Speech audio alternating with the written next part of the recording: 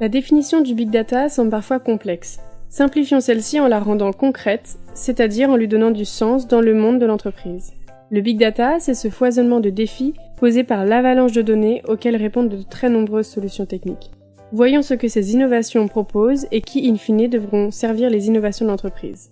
Avant toute chose, pour se projeter sur des usages novateurs, il faut disposer de la donnée dans un réceptacle pérenne, robuste et organisé. Pour cela, on se repose sur un système de fichiers distribué qui offrira toutes ces caractéristiques.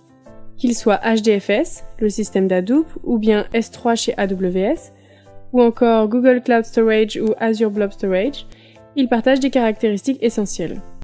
Les différentes applications y déversent les données en batch ou en temps réel, et on peut s'ouvrir à du croisement, de la valorisation et du partage de données.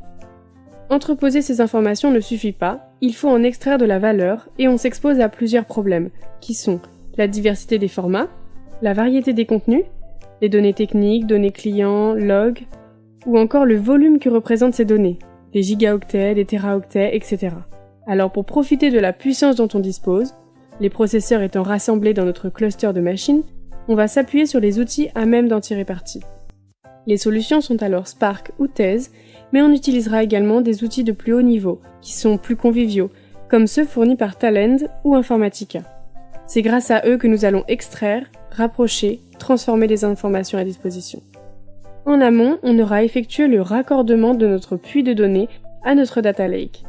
On distingue les informations que l'on pousse périodiquement, c'est-à-dire par jour ou par mois, de celles qui arrivent en continu, c'est-à-dire en streaming.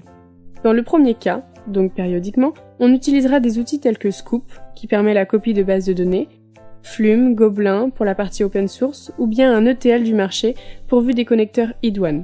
Il s'agit de copier la donnée dans des réceptacles bien identifiés. Dans le second cas, en streaming, on se repose sur Kafka ou Kinesis chez AWS. Les données se déversent au fil de leur arrivée et sont distribuées à tous les services qui les consomment. Mes données ont donc été enregistrées, transformées et pérennisées. Maintenant, il ne faut pas s'arrêter là, donc plutôt que d'en faire un cimetière des informations, nous voulons au contraire la faire vivre en offrant des outils d'exploration qui vont promouvoir toujours plus l'interaction et la liberté des décideurs. Les technologies Hadoop ne sont pas pensées historiquement pour répondre à cette promesse. Néanmoins, nous pouvons activer plusieurs leviers technologiques.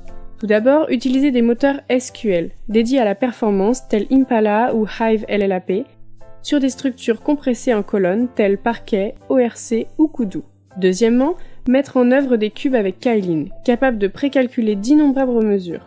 Et enfin, on peut aller plus loin en branchant des solutions d'indexation intelligente les plus récentes, telles AdScale ou Indexima, qui sont sorties des laboratoires.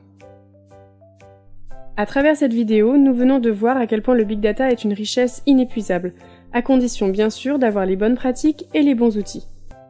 Laissez-nous vos impressions, vos commentaires ou encore vos questions, et on y répondra. À bientôt pour de nouvelles vidéos.